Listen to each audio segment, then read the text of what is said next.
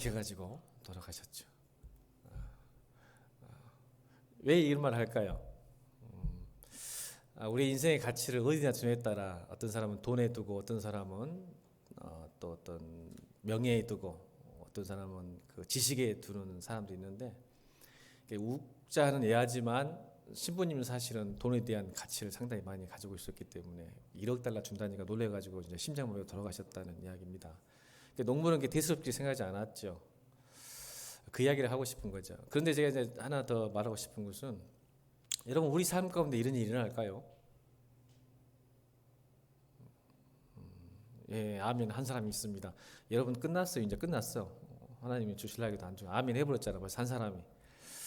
오늘 본문은 그 이야기를 하는 거예요. 무슨 이야기죠? 예수를 믿으면 우리의 삶에 기적이 일어난다, 안 일어난다? 그래서 돈에 대한 가치, 어떤 제가 예를 들어서 돈에 대한 것이 아니라 우리 삶 가운데 기적이 일어날 수 있는데, 이 시대에 살면 특히 오늘 청년들이 많이 있잖아요. 청년들에게, 이 시대에 사는 청년들에게 기적을 설교한다는 것은 굉장히 곤란하고 어렵습니다. 왜 그럴까요, 여러분? 참 그런 시대가 되어버렸어요. 청년들에게, 나이 젊은 분들에게 예수를 믿는데, 예수를 믿으면 기적 같은 삶이 일어납니다. 물이 포도주로 변합니다. 이 사건은 너무나 잘 알고 있는 사건, 여러분이 너무 많이 들었는데, 근데 이 물이 포도주로 변한 사건이 내 삶과는 아무 관련이 없다고 한다면 정말 우리가 예수를 믿는 것일까?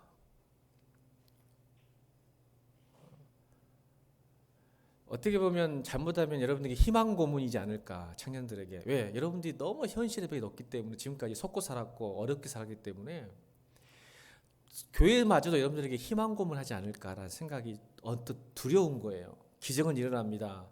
예수를 잘 믿으면 우리 삶에 기적은 일어납니다. 이 말이 청년들에게 얼마나 들릴까라는 생각을 해서 굉장히 좀 두렵기도 하고, 오히려 여러분들이 이루려면, 여러분 오늘 찬양도 있잖아요. 매일매일 감사하고 만족하고 사십시오. 재밌게 사는 것이 복입니다라고 설교하는 것이 오히려 여러분들에게 더 희망적인 거예요. 요즘 시대 청년들에게 매일매일 작은 삶 속에서도 희망을 찾으시고 감사하시고 즐겁게 사십시오. 그게 복입니다라고 설교하는 것이 맞아요. 그런데 여러분, 성경 66권은 기적으로 가득 차 있어요. 내가 정말 목사라면 여러분이 믿거나 안 믿거나 이 기적으로 가득 찬 이 성경 말씀을 바로 전하는 것이 저의 사명이라고 믿습니다. 그래서 이 자리에서 위로하기보다는 예수 믿으면 여러분 삶 가운데 기적이 일어납니다 라고 담대히 이야기할 수 있습니다. 여러분 소확행 아시죠? 한번 설교했었잖아요. 소확행이 뭐죠? 소소하지만 확실한 행복. 그래서 그 책에 보니까 뭐죠? 갓 구운 빵을 탁 쪼개서 향기로운 냄새 맡고 먹는 기쁨. 또 뭐예요? 새 옷을 이렇게 입는 기쁨. 이제는 뭐 편의점 가서 10,000원어치 이렇게 쇼핑하는 기쁨. 이게 대세잖아요, 지금 우리 안에. 왜요? 불확실한 현실 속에서 그래도 확실한 행복을 찾기 위해서 여러분 쇼핑도 많이 하시죠? 인터넷에서. 좀 기분 상하면 쇼핑도 하시잖아요. 막 이런 말로 질르고 막 해서 좀 만족하고. 이 소확행이 정말 예수 믿는 그리스도인들에게 이게 정말 맞는 말일까요? 한번 생각해 보세요. 예수 믿는 기쁨이 이 정도밖에 되지 않을까요? 소확행보다 더 못할까요? 여러분 삶 가운데. 우리 삶을 점검해야 돼요. 우리의 신앙을. 예수를 믿어 즐겁지 못하고 쇼핑하고 TV 보고 영화 보고 뭔가를 먹으면서 여행하는 게 즐거움이 됐다면 내 신앙이 조금 문제이지 않을까. 이 말은 하나님과의 관계가 조금 멀어지지 않았을까라는 생각을 해보는 게 좋겠다는 생각이 합니다. 오늘 본문이 그게 나오게 되거든요. 이 본문에. 여러분 오늘 본문이 뭐죠? 포도주가 떨어졌어요. 여러분 이스라엘 백성들에게 그 결혼 혼인잔치의 포도주는 가장 중요한 요소입니다. 그 포도주의 질에 따라 그 혼주나 결혼한 사람의 수준과 명예가 달려 있는데, 질의 문제가 아니라 아예 떨어져 버리면 엄청난 결례죠. 근데 여러분, 어떤 사람이 혼인잔치를 하면서 포도주를 떨치려고 그랬을까요? 아니죠. 나름대로 많이 계획하고 준비하고 가능한 좋은 포도주를 통해서 우리 하객들에게 대접하고 싶었을 거 아닙니까? 그렇죠. 여러분 그러시겠죠? 그 당시 포도주는 굉장히 중요하거든요. 이스라엘 백성들은 물이 없기 때문에 포도주는 굉장히 음료와 비슷한 거. 일상이었어요, 일상. 그래서 질 좋은 걸 통해서 동의잔치잖아요, 동의잔치. 그러면 소문이 잘 나잖아요. 잘못 대접해가지고, 저 집은 그냥 손님 대접을 잘못했더라 하면 평생 힘들잖아요, 관계가. 그래서 잘하고 싶었는데 포도주가 떨어진 거예요. 이게 뭐죠? 우리 인생은 모자람의 인생, 결핍의 인생이라는 걸 상징하는 거예요. 우리가 아무리 계획하고 아무리 노력해도 언젠가는 문제가 생겨요. 아멘? 이게 우리 실존이에요. 내가 열심히 오늘 여러분 오늘 건강하게 행복하게 살았어도 내일 무슨 일이 날지 모르잖아요. 맞죠? 이게 우리 결핍의 인생이고 모자람의 인생. 이게 인간의 실존이에요. 그래서 예수님이 오신 거예요. 아멘. 그래서 요한복음 2장이 그걸 우리에게 말하는 거예요. 너희 인생은 모자람과 문제 인생이야. 오늘 행복하다 해서 내일 행복하지 않아. 아멘입니까? 그래서 오늘 불행한다 해서 내일까지 불행하지도 않습니다. 이게 소망이죠. 근데 우리는 좀 잘 되면요, 좀 편하면 잘 살 수 있다고 믿는 거예요. 그게 교만이에요. 인간의 실존도 그래요. 좀 잘 나가면 목이 좀 뻣뻣해요. 저요. 기도 안 해요. 편하면 기도 안 해요. 주님 찾잖아요. 조금 힘들고 어려우면 그때 주님 찾죠. 내가 좀 살만하면요, 주님 찾지 않아요. 이게 우리 실존이에요. 인정하시죠? 거기서 출발해야 돼요. 왜요? 기적은, 따라합시다. 기적은 모자람과 결핍에서 시작되기 때문에 그렇습니다. 아멘입니까? 여러분, 소확행에 빠진 사람들은 기도하지 않겠죠? 여러분, 제가 청년들에게 왜 이런 설교가 부담스러운지 아세요? 여러분이 이제는 더 이상 기대하지 않아요. 하나님께 부족함을 모르고 결핍을 몰라요. 왜냐하면 스스로 만족해버려요. 이제는. 저는 여러분 청년들 제발 그러지 마세요. 예수 믿으면서. 여러분 많이 도전하고 많이 시도해봐서 좌절하고 절망이기 때문에 스스로 포기한 것 같아요. 여러분. 저는 예수 믿고 절대 그러지 않기를 주님으로 부탁드립니다. 꿈을 꾸세요. 기대하세요. 나의 모자람과 나의 결핍을 주 앞에 드리세요. 근데 우리 청년들이요, 너무 학습됐어요. 학습됐어. 낙심하고 절망하고 나는 안 되는구나, 노력해도 안 되는구나 생각 때문에 더 이상 하나님께 기도하지 않아요. 근데 여러분 떨어졌어요. 포도주가 떨어졌을 때 어머니 마리아가 어떻게 했어요? 여러분, 많은 사람들이 포도주가 떨어진지도 모르는 상태였어요 지금. 근데 마리아만 아는 상황이에요. 오늘 본문을 잘 살펴보면요, 지금 포도주가 거의 떨어간 것을 유일하게 마리아만 아는 거예요. 여러분, 우리 청년들 특히 나의 미래에 대한 부족함, 결핍, 두려움 먼저 깨닫기를 주님은 축원합니다. 우리 청년들 너무 쉽게 만족하거나 포기하지 않기를 다시 바랍니다. 이 실존이 있을 때, 야, 나의 부족함, 결핍하구나. 그럼 주님께 가야지. 마리아가 누구한테 갔어요? 누구한테 갔어요? 근데 여러분, 두 종류의 사람이 있는 것 같아요. 문제가 생기고 결핍이 생기면요, 말로 떠드는 사람이 있고 그것을 해결하는 사람이 있어요. 교회도 마찬가지예요. 여러분 보세요. 문제가 일어나면요, 말로 떠드는 사람이 있어요, 없어요? 교회에. 예를 들읍시다. 비가 많이 왔어요. 오늘 지금 비가 왔죠? 비가 많이 왔는데 교회에 물이 새요. 그죠? 물이 새고 있으면, 또 교회에 간단하게 합시다. 교회에게 휴지가, 예배당에 휴지가 좀 많이 떨어져 있었어요. 가사 부서져 있고. 그러면 우리 경원 형제가 지나가면서, 아니 우리 교회는 왜 청소도 안 해? 왜 이렇게 예배당에 들어와 되겠어? 목사님 뭐하고 계시는 거야? 누구 집사님 뭐하고 계시는 거야? 예배 준비 안 했구만. 이렇게 떠드는 사람이 있어요. 있어요, 없어요, 교회? 여러분 교회는 없나 보네요. 있어요. 근데 여러분 또 다른 사람이 있어요. 그 휴지가 보이면 어떻게 해요? 자기가 주우면 되잖아요. 마리아가 만약 해결을 하는 방법이 이럴 수 있겠죠. 연회장을 찾아가거나 다른 사람에게 호들갑을 떠는 거야. 오메 어찌했을까? 젤라사티로 어찌했을까? 포즈 다 들어간다. 큰일 나붙네. 이 혼인잔치 이제 끝나버렸다. 그 연회장 불러갖고 당신 뭐하고 있어? 포즈 지금 떨어져 있잖아. 이제 당신 제대로 계획도 못하고 기도도 안 하고 제대로 준비도 안 했구만. 이렇게 말로 하는 사람 있죠. 이게 문제를 해결하는 게 아니라 문제를 확대시키는 사람이 있어요. 문제만 드러내는 사람, 문제를 해결하는 사람이 아니라 문제만 드러내는 사람이 있어요. 우리 공동체 안에는. 교회뿐만 아니라 세상 사람들도. 그래 안 그래요? 여러분 세상이 왜 힘든지 아세요? 문제만 드러내는 사람들이 많기 때문에 그래요. 여러분 세상 경제가 힘들고 어려운 거 유치원 애들도 알더라.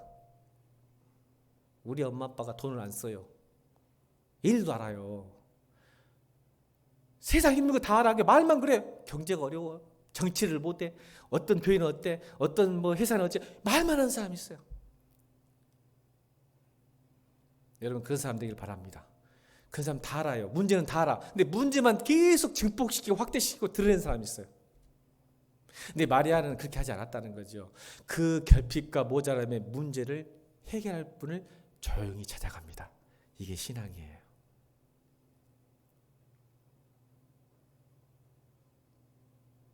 그래서 뭐라 그러죠? 3절 읽겠습니다. 3절. 마리아가 3절 시작.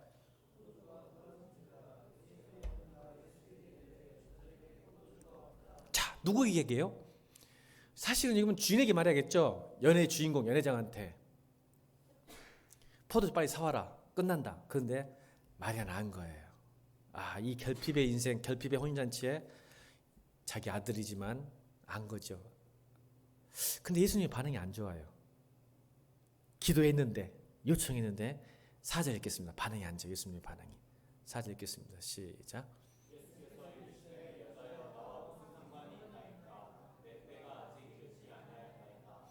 기분 나빠. 기도했는데 튕기시네. 여자란 말 오면 안 돼요. 린네라는 단어는 여러분 극존칭이 아시죠? 설교 한 번씩 다 들어보셨을 거예요. 여자 엄마한테 여자야 이 말은 극존칭이에요. 나쁜 거 아니에요. 아주 왕비나 왕중에게 했던 겁니다. 우리나라 이제 이렇게 번역했지만 린네 해가지고 아주 극존칭이에요. 나와 보세요. 나와 무슨 상관이 있나이까 내 때가 아직 이르지 않냐나이다. 이라고 대답을 해요. 문제를 해결해 달라고. 여러분 마리아는 아들이지만 굉장히 정중하게 부탁한 거죠. 그죠? 아들이라고 함부로 하지 않았어요. 예수야 이리 와봐라. 포도 떨어졌으니까 네가 좀 해라. 이렇게 안 했어요. 어머니지만 아들에 대한 예우가 있었죠. 그래서 포도주가 없다 합니다. 어떻게 할까 이렇게 기대하고 있는 거예요. 결정을. 근데 그 결정을 보니까 예수님이 무슨 상관입니까? 이 말은 뭘까요? 내가 이 혼인잔치와 무슨 관계, 릴레이십이 있습니까? 난 그저 초대받아 온 사람 손님인데 내가 왜 그걸 준비합니까? 주인이 준비해야죠. 이 말이 아니에요. 그렇죠? 내가 무슨 상관입니까? 그렇죠? 상식적으로 맞잖아요. 그리고 내가 아직은 여러분 이 때가 아직 안 됐다는 사실은 여러분 신학자들이 보기에 이게 첫 기적이죠. 예수님의 첫 기적이에요. 요한복음에 7가지 기적이 나오는데 첫 번째 기적입니다. 첫 번째 기적인데 제자들 12명을 부르고 3일 만에 포도잔치에 가서 첫 번째 기적을 일으킵니다. 제자를 부르신 지 3일 만에. 그러니까 이게 이제 얼마 안 됐어요. 막 사역 시작하신 거죠. 그러니까 내가 지금 기적을 베풀 때가 아닌데 이제 준비도 안 되는데 이 말인 거예요. 너무 급작스럽게 지금 시작한 거죠. 예수님도 생각지 못한 어머니 요청 때문에. 그래서 어떤 내가 관계가 있으면 주인이 해야죠. 내가 할 일이 아니지 않습니까? 라고 할 때 여러분 보세요. 이게 믿음의 자세예요. 마리아가 포기했을까요? 여러분 믿음은요. 여러분 내 뜻과 소원을 이루는 것보다는 하나님의 예스와 웨이트와 노를 정확히 듣는 데 있어요. 그렇죠? 이 말은 지금 노라고도 아니고 웨이트도 아니고 예스도 아니에요. 지금 애매하잖아. 아멘? 이게 여러분 제가 이렇게 말하고 믿음은 포도주를 줄 때까지 기도합시다. 이러면 이게 문제가 생겨요. 근데 여러분 오늘 4절 보면 예수님께서 마리아에게 요청에 대해서 뭐냐면 예스, 노, 웨이트 아이는 애매하게 이야기하시니까 마리아가 믿음을 발동, 아직 응답을 못 드는 거예요. 노 하면 안 했을 거예요. 아멘. 포도주 못 만들겠으면 포기했을 것 같은데 마리아는 이 말이 애매하다는 것은 지금 가능성이 있어 없어요? 아직 예수님이 마음을 정하지 않았다는 거죠. 그래서 그가 뭐라고 합니까? 자, 이게 5절입니다. 오늘 설교 제목이죠. 5절 읽겠습니다. 시작.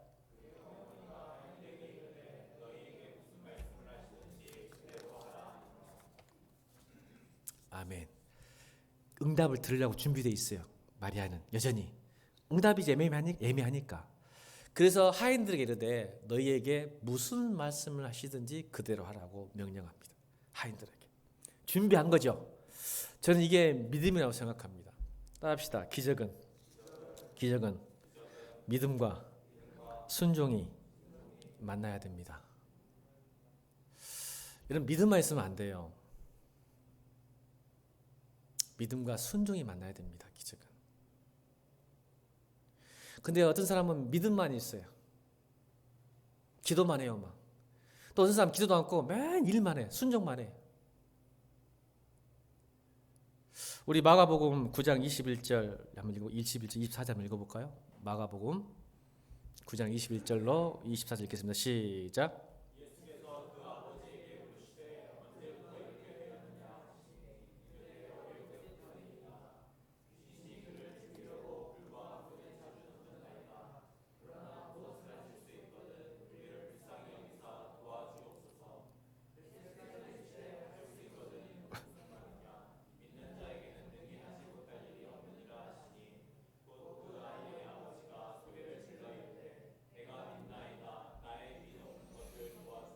아멘. 믿음이 뭔가를 우리가 상징하고 있죠. 예수님께서 말씀하시는 거예요. 믿음과 순종이 만나야 기적이 된다겠죠. 그럼 믿음이 뭔가를 살펴봐야죠. 자, 이 마가복음 9장은 예수님이 기도로 가셨을 때 제자들만 남았는데 귀신 들린 아이가 왔는데 제자들이 못 쫓아온 거예요. 귀신을. 그러니까 예수님이 화가 나셨어요. 9장을 읽어보면 그래요. 지금 이 앞절에 있어요. 예수님이 따로 계셨을 때 제자들이 남아서 귀신 들리는 아들을 데리고 오는 아버지가 왔는데 아무리 기도도 안 나가니까 예수님이 딱 돌아오신 거예요. 왔더니 귀신을 못 쫓아가고 있으니까 예수님이 화가 나서 제자들에게 뭐라고 하면 이 믿음 없는 것들아 그래요. 그러면서 나온 게 21절이죠. 예수께서 그 아버지에게 물으시죠. 언제부터 이렇게 되었느냐. 이제 제자들을 혼내시고 이제 본인이 직접 아버지의 상대를 하세요. 어릴 때부터 이 나이다. 귀신이 그를 죽이려고 불과 물에 자주 던졌나이다. 그러나 무엇을 하실 수 있거든. 이게 우리의 문제점이에요. 무엇을 하실 수 있거든. 이건 믿음 아니죠. 따라합시다. 믿음은 나의 믿음이 아니라 그분의 믿음이다. 이거 굉장히 중요합니다. 무엇을 할 수 있거든 말은 나의 믿음인 거죠. 내가 봐서는 귀신이 나가기 힘든 것 같은데 자기 믿음이죠. 여러분, 우리의 믿음이 나에 대한 믿음으로 포장되면 안 돼요. 그러니까 여러분, 기적을 왜 바라지 않죠? 청년들이 특별히 이 시대에 살아가는 사람들이 나의 믿음이에요. 나의 믿음. 이런 기적이 나한테 일어날까? 이건 불가능할 거야. 예수님도 이 정도는 안 해줄 거야. 하실 수 있거든. 무슨 일을 할 수 있거든. 나의 믿음. 근데 믿음은 그분에 대한 믿음이에요. 아멘. 그분은 기적이 있을까요? 없을까요? 그분은 기적이 있습니까? 없습니까? 없습니다, 여러분. 그분이 기적이 어디가 있습니까? 천지를 창조하신 분이 기적이 있습니까? 기적은 없습니다. 그분 자체가 기적이니까. 기적은 우리의 믿음이에요. 아멘. 하나님은 기적이 아니야. 보세요. 우리 믿음이 이렇게 문제가 있는 거예요. 지금 하나님에게 물이 포도다지고 귀신 쫓아내는 것은 기적에 축도 못 들어가는 거예요. 아멘. 근데 우리의 믿음이 기적으로 보는 거예요. 그러니까 나에 대한 믿음을 갖지 말고 그분에 대한 믿음을 가지세요. 아멘. 그분은 기적이 없어요. 우리에게만 기적이죠. 그래서 뭐라죠? 할 수 있거든이 아니라, 그래서 예수님이 뭐라고 하죠? 사실은 꾸준 말이죠. 23절, 자 다시 23절 읽겠습니다. 예수님께서 말씀하시죠. 믿음에 대해서 23절 시작. 믿는 자에게는 능히 하지 못할 일이 없느니라. 아멘. 야, 네 무슨 말하고 있냐? 하실 수 있거든? 그거 믿음 아니야. 그건 네 믿음이고, 나를 향한 믿음은 믿는 자에게는 능히 하지 못할 일이 없다. 그걸 믿어라. 우린 믿음을 점검하세요. 여러분 삶의 질이 바뀔 줄로 믿습니다. 10절 읽어볼까요? 10절 기적을 믿는 사람. 10절 읽겠습니다. 10절 시작.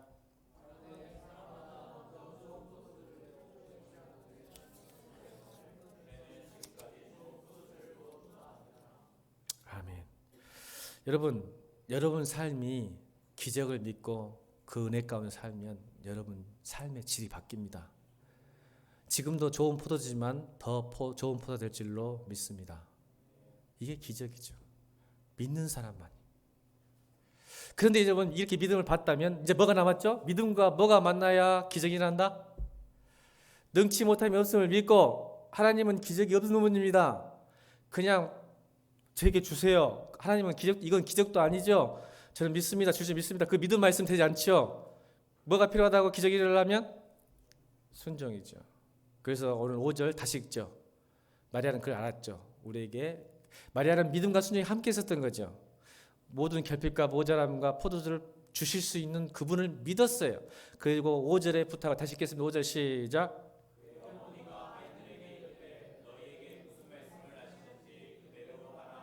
그래서 7절 읽겠습니다. 7절.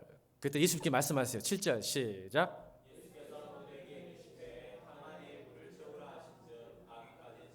아멘. 여기서 발견하고 싶은 게 뭐죠? 발견하고 싶은 게 아기까지 채우는 거죠. 이 아기는 뭐냐면 그 오늘 저 항아리의 끝자락을 아기라고 이렇게 동그라고 하는데 거기까지 물을 채워요. 여러분 지금 하인들이나 마리아나 예수님은 물이 필요할까요? 포도주가 필요할까요? 여러분 이 상황을 잘 생각해야 돼요. 이스라엘 백성들이 왜 집 앞에 6 항아리 놔둔 줄 아세요? 물이 귀해요. 우리 어렸을 때도 물이 귀해서 이렇게 물을 받아놨어요.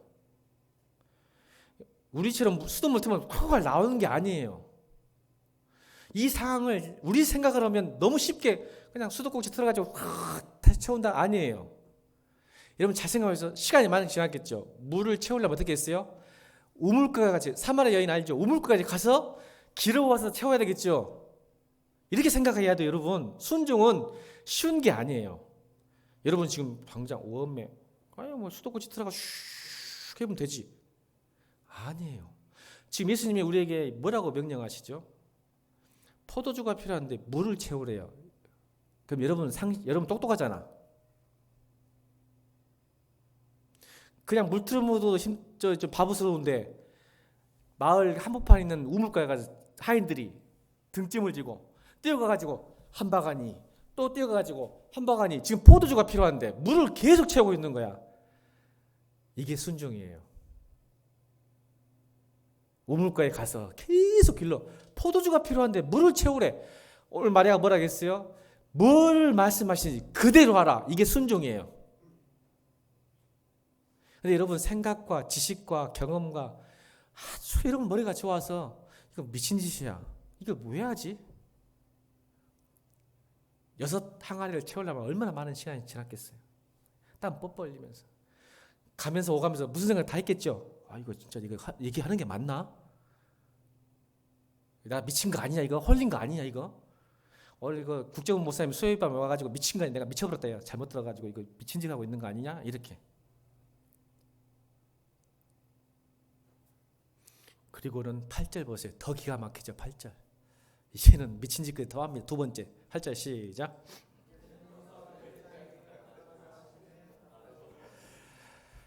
이거는 이제 쪽팔립니다. 그러니까 대의적으로. 물을 떠는 것은 개인적으로 할 수 있겠는데 지금 여러분 떠서 연회장에 갔다 할 때 지금 물이 포도주로 바뀌었을까요? 안 변했을까요? 이 시점이 중요해요. 시점. 지금 아구에 채웠어요. 근데 아구에 채워놓고 그 물을 떠서 지금 연회장에게 갖다 주라 할 때 그는 이미 물이 포도주로 변했을까 안 변했을까요? 안 변했어요. 근데 또 순종을 요구하시는 거예요. 갖다 주라고. 미친 짓거리죠. 지금 포도주가 폈는데 물을 떠다 갖다 주라는 거예요. 언제 변했어요? 9절에 변했어요. 9절 읽겠습니다. 9절 시작.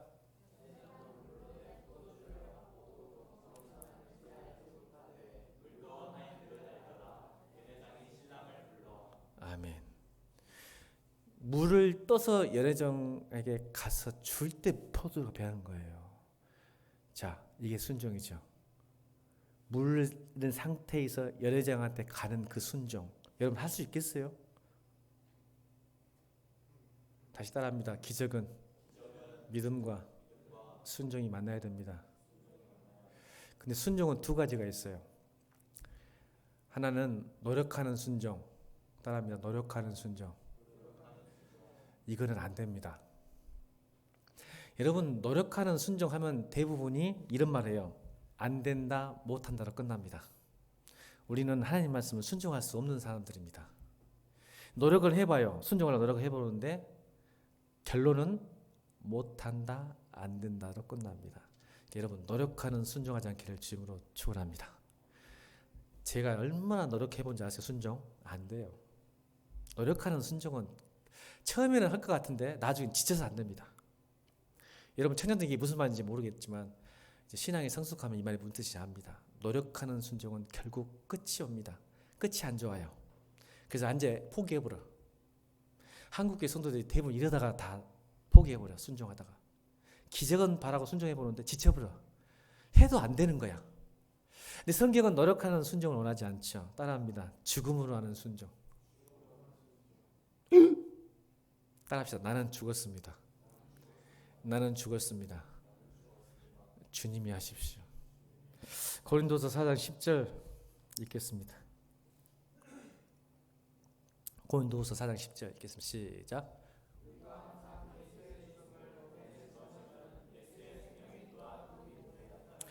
왜 죽음으로 하는 순종이 중요하냐면 노력하는 순종은 내 안에 내가 여전히 살아서 내 고집과 내 방법과 내 지혜와 내 주장으로 순종해요. 내가 살아있어. 근데 내가 죽으면 어때요? 나는 안 됩니다. 주님이 하셔야 됩니다. 주님의 방법으로 주님의 뜻대로 주님의 계획대로 하십시오라고 내어드리는 순종. 이게 죽음의 순종이에요. 성도는 이제는 내가 산 것은 내가 아니요 누가 사신다고 그랬어요. 갈라디아서 2장 20절. 여러분 왜 기적이 안 하는지 아세요? 여러분 여전히 살아 움직여서 순종하려니까 안 되는 거야. 나는 죽었습니다. 이제 내 안에 주님이 사십시오. 라는 순종하면 주님이 순종하게 하실 줄로 믿습니다. 더 이상 이제 노력하는 순종을 좀 그만하세요. 내 고집, 내 방법, 내 계획으로 자꾸 하려고 그래요. 그러니 하나님이 역사할 수가 없어. 왜? 내가 살아 움직이니까. 내가 내 인생의 주인이 나니까 하나님이 역사할 수가 없지. 그래 네 인생 네가 알아서 해보라. 네가 주인인데 모든 결정을 지가 하고 싶은 대로 해버려. 그래 하나님이 여러분 안에서 결정하고 도와주고 싶은 마음이 있어 없어? 못해. 왜? 내 자아가 강하니까. 여전히 예수 믿어도 내 자아가 강하니까 역사할 수가 없는 거예요. 아멘. 주님이 여러분 내 마음 가운데 들어올 수 있도록 늘 고백하세요. 다시 읽어봅시다. 우리 고린도서 4장 10절. 항상 예수의 죽음을 몸에 짊어져야 돼요. 아멘. 자, 시작. 우리가 항상 예수의 죽음을 몸에 짊은 예수의 생명이 또한 우리 몸에 내가 죽으면 예수님이 나타나요. 아멘. 이게 신앙이고 순종이에요. 내가 죽어야 예수님이 나타나요.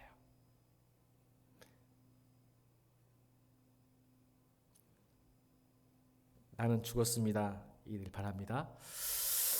여러분 10절 읽고 마치려고 합니다. 10절 읽겠습니다. 10절 시작.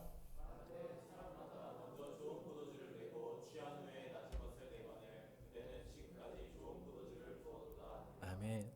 죄송합니다. 9절 읽고 9절 한 번 더 읽어요. 자, 아까 10절 읽었죠? 9절 시작.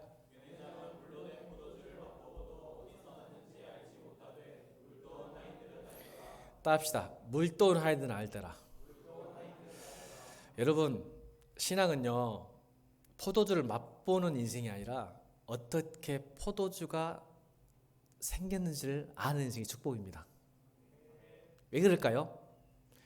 선물보다 선물을 주신 분을 알기 때문에 그렇습니다. 그런데 많은 성도들이 포도주만 맛보려고 그래요. 기적만 맛보려고 그래서 진짜 기쁨 아니에요. 저는 이런 영적 비밀을 깨닫기를 청년 때부터 깨닫기를 주님으로 축복합니다. 시간이 다 돼서 설명할 방법이 없는 시간이 다 돼서 기도해야 되니까 여러분 포도주 맛보는 것보다 더 좋은 건 포도주 맛보는 거 좋아요. 그렇죠?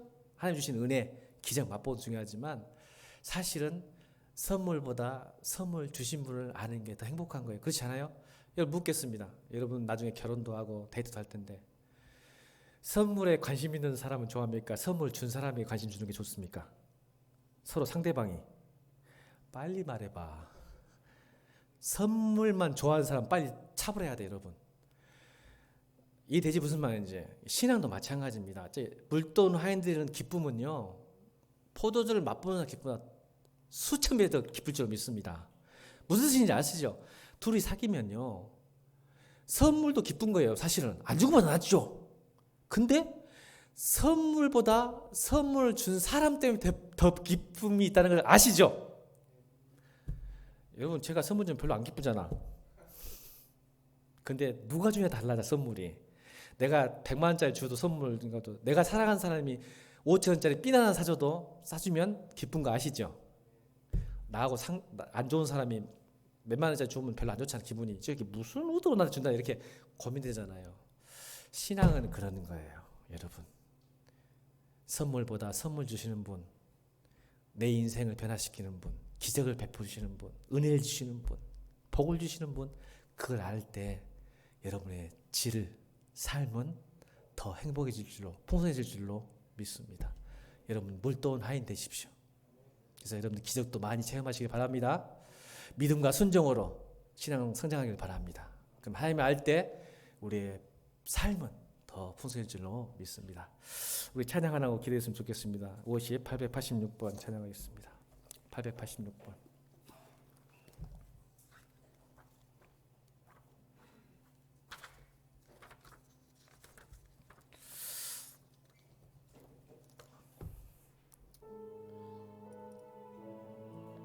자, 우리 다 불을 다 꺼주고 기도하겠습니다.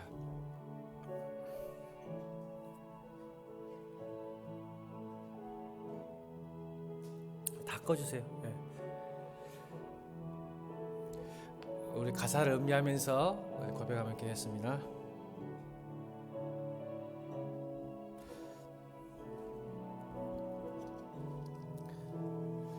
영원전에 나를 향한 하나님 아버지의 꿈, 영원전에